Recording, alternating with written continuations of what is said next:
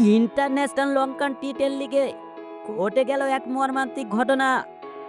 Sharjah ওয়ারিসের বিপক্ষে পাওয়ার প্লের শেষ ওভারে 4 বল থেকে 1 রান করা মঈন আলী দুর্দান্ত ক্যাচ ধরেন ক্যারিবিয়ান ক্রিকেটার ডোমিস ডাক।